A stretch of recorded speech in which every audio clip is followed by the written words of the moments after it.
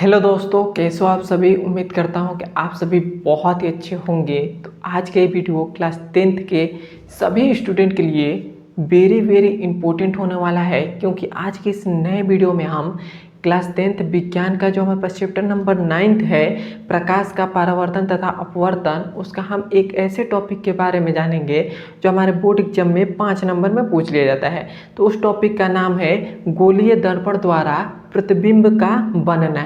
ये गोलीय दर्पण द्वारा प्रतिबिंब का बनने का नियम जो है, ये आपके बोर्ड एग्जाम में हर साल पूछा जाता है, तो इसीलिए आप इसे ध्यान से समझिएगा। आइए अब हम चलते हैं गोलीय दर्पण द्वारा प्रतिबिंब का बनना समझने। चैप्टर नंबर जो हमारे पास 9th है, प्रकाश का परावर्तन तथा अपवर्तन, उसका हम एक इम्पोर्टेंट टॉपिक को कवर करेंगे इस वीडियो में। तो हमारा टॉपिक है गोलीय दर्पण द्वारा प्रतिबिंब का बनने का नियम। इसके मतलब जो हमारे पास गोलीय दर्पण द्वारा प्रतिबिंब का नियम बनने का नियम जो है, ये कितने नियम है, तो इसके 3 नियम है। कितने नियम है? इसके 3 नियम है, आप याद रखिएगा। इसका 3 नियम है। प्रथम नियम देखिए हमारा क्या कहता है कि मुख्य अक्ष के समांतर चलने वाली प्रकाश की किरणें परावर्तन के पश्चात तो मुख्य फोकस से होकर चली जाती है, वही हमारा प्रथम नियम होता है। यहाँ पर मैंने जो परिभाषा बोला है, आपको बिल्कुल भी थोड़ा सा भी समझ में नहीं आया होगा, लेकिन आप घबराइए मत, मैं हूँ, आपको हर एक स्टेप आपको समझा दूंगा। सबसे पहले देखिए हमारे पास यहाँ पर एक हम अवतल दर्पण बना ले रहे हैं। क्या बना ले रहे हैं? एक हम यहाँ पर अवतल दर्पण बना ले रहे हैं। इस पर हम लेप लगा दे रहे हैं, तभी ये हमारा दर्पण होगा। यदि ऐसे खींच देंगे तो हमारे पास दर्पण नहीं होगा।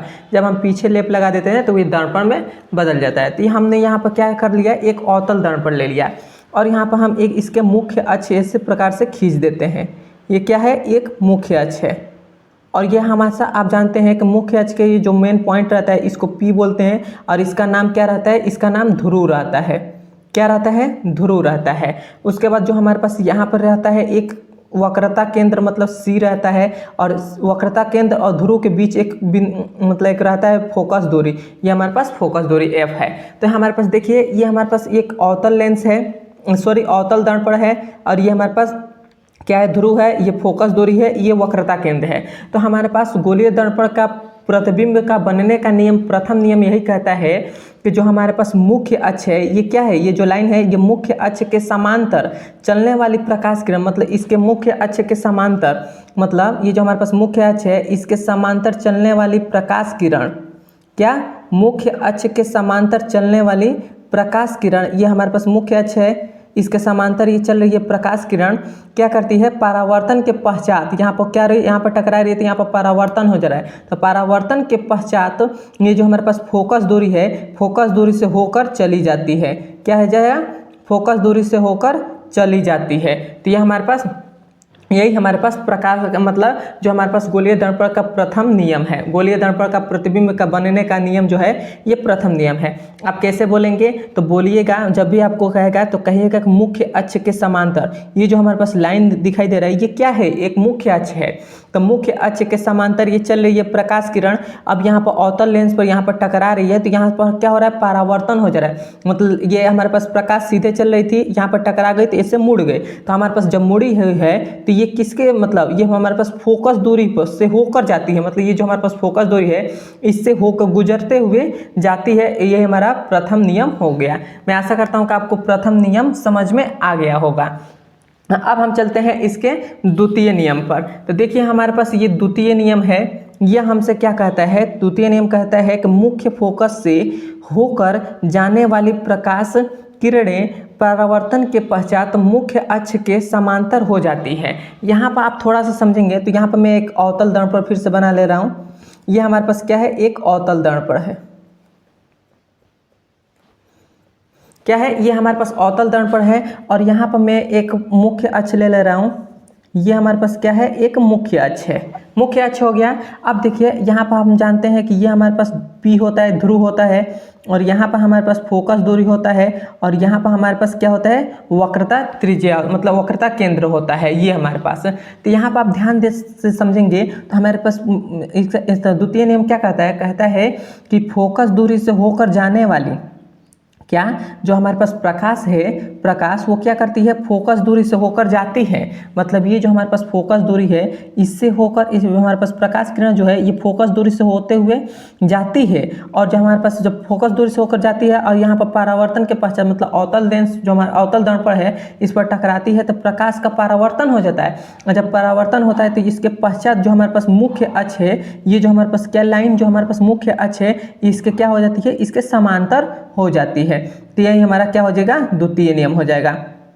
आप यहाँ पर एक बार और ध्यान से समझेंगे, हमने यहाँ पर क्या बताया कि जो हमारे पास अवतल लेंस है, अवतल लेंस अवतल दर्पण है, इसके ये मुख्य अक्ष है। तो मुख्य अक्ष के हमारे पास ये फोकस दूरी है, वक्रता केंद्र है और ये हमारे पास ध्रुव है। तो हमने क्या इसका एग्जाम मतलब इसका जो द्वितीय नियम है ये यही कहता है कि जो हमारे पास प्रकाश किरण है, ये मान लेते हैं यहाँ से प्रकाश आ रहा है, तो जब प्रकाश किरण क्या होती है, फोकस दूरी से होकर जाती है। जब प्रकाश किरण फोकस दूरी से होकर जाती है और यहाँ पर अवतल दर्पण है, यहाँ पर टकराती है तो परावर्तन हो जाता है, प्रकाश का परावर्तन हो जाता है। टकराती है तो ये हमारे पास क्या हो जाती है, ये जो हमारे पास मुख्य अक्ष है, ये लाइन जो हमारे पास क्या है, मुख्य अक्ष है, तो मुख्य अक्ष के समांतर चली जाती है। इसी को हम द्वितीय नियम कहते हैं। मैं आशा करता हूं कि आपको समझ में आ गया होगा। यहाँ पर देखिए मैंने लिखा है कि मुख्य फोकस से होकर जाने वाली प्रकाश किरणें परावर्तन के पश्चात मुख्य अक्ष के समांतर हो जाती है, और यही हमारा द्वितीय नियम हो गया। क्लियर है यहाँ तक? मैं आशा करता हूँ कि आपको द्वितीय नियम भी समझ में आ गया होगा। यदि समझ में आ रहा है तो मेरे चैनल पर नए हैं तो मेरे चैनल को सब्सक्राइब कर दीजिएगा और अपने दोस्तों के पास ये वीडियो जरूर शेयर करिएगा, क्योंकि उनको भी मालूम हो जाए और ये आपके बोर्ड एग्जाम में 5 नंबर में पूछ लिया जाता है। तो इसीलिए आप इसे हल्के में मत लीजिएगा। अब हम समझेंगे तृतीय नियम। तृतीय नियम आपके बोर्ड एग्जाम में मतलब ज़्यादा पूछ लिया जाता है और ये थोड़ा सा डिफिकल्ट भी होता है, जो मतलब ध्यान से नहीं समझेंगे तो आपको समझ में नहीं आएगा। तो देखिए यहाँ पर भी मैं यहाँ पर एक अवतल दर्पण बना ले रहा हूँ। यहाँ पर सेम टू सेम यहाँ पर एक अवतल दर्पण मैंने बना लिया।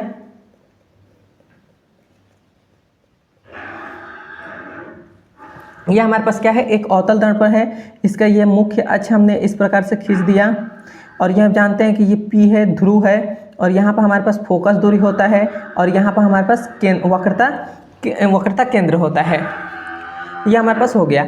अब यहाँ पर देखिए, यहाँ पर इस नियम मतलब तृतीय नियम क्या कहता है, कहता है कि इस नियम के अनुसार जो हमारे पास वक्रता केंद्र है, मतलब ये जो हमारे पास वक्रता केंद्र है, इससे होकर जाने वाली प्रकाश किरण परावर्तन के पश्चात वापस जो होता है उसी माध्यम में लौट जाता है। मतलब यहाँ पर थोड़ा सा ध्यान से समझिएगा, जो हमारे पास प्रकाश किरण है, यहाँ पर मैं दूसरा पेन ले रहा हूँ। हाँ, जो यहाँ पर देखिए, यहाँ पर जो हमारे पास प्रकाश है, जब प्रकाश किरण जब हमारे पास आएगी तो यह हमारे पास क्या हो जाएगी, ये हमारे पास ये वक्रता केंद्र जो हमारे पास है, ये जो हमारे पास वक्रता केंद्र इससे होकर जाती है इस प्रकार। और जब हमारे पास ये अवतल दर्पण है इस पर टकराती है तो टकरा कर परावर्तन के पश्चात उसी माध्यम में लौट जाती है, फिर से क्या हो जाती है, उसी माध्यम में लौट जाती है। यहाँ पर ध्यान से समझेंगे, यहाँ पर क्या हो रहा है, जब प्रकाश किरण यहाँ से चलती है, जब प्रकाश किरण यहाँ से चलती हुई आती है तो वक्रता केंद्र से मतलब जाती है, तो वक्रता केंद्र से होकर जाती है तो यहाँ पर अवतल दर्पण पर टकराती है, और जब टकरा कर पुनः क्या करती है, पुनः उसी माध्यम में लौट जाती है। मतलब फिर से यहाँ पर टकरा कर परावर्तन मतलब इसी जिस मार्ग से आई थी उसी मार्ग पर फिर से चली जाती है। और यही क्या हमारे पास है, यही तृतीय नियम है। मैं आशा करता हूँ कि आपको तृतीय नियम भी समझ में आ गया होगा। मैं एक बार और समझा देता हूँ। देखिए यहाँ पर क्या होता है, जब हमारे पास प्रकाश किरण क्या होती है, वक्रता केंद्र से आती है, जब प्रकाश किरण वक्रता केंद्र से यहाँ से जा रही है, वक्रता केंद्र से होकर जा रही है, और जब हमारे पास क्या होता है, अवतल जो हमारे पास दर्पण है इससे टकराती है तो परावर्तन हो जाता है। प्रकाश का क्या हो जाता है, परावर्तन हो जाता है। मतलब प्रकाश दूसरे माध्यम में फिर से लौट जाती है। तो क्या करता है, जब वक्रता केंद्र से आती है तो इस पर टकराती है, तो टकरा कर क्या करती है, पुनः उसी माध्यम में लौट जाती है। यही हमारा तृतीय नियम होता है। मैं आशा करता हूँ कि आपको समझ में आ गया होगा। यहाँ पर देखिए, इसका मैंने लिखा है कि इस नियम के अनुसार वक्रता केंद्र से होकर जाने वाली प्रकाश किरणें परावर्तन के पश्चात उसी मार्ग में वापस लौट जाती है। तो यहाँ पे देखिए, उसी मार्ग में, जिस मार्ग से आई थी उसी मार्ग में लौट गई है, और यही हमारा आंसर हो जाएगा। मैं आशा करता हूँ कि आपको समझ में आ गया होगा ये गोलीय दर्पण द्वारा प्रतिबिंब का बनने का नियम। तो मैं आशा करता हूँ कि आपको समझ में आया है।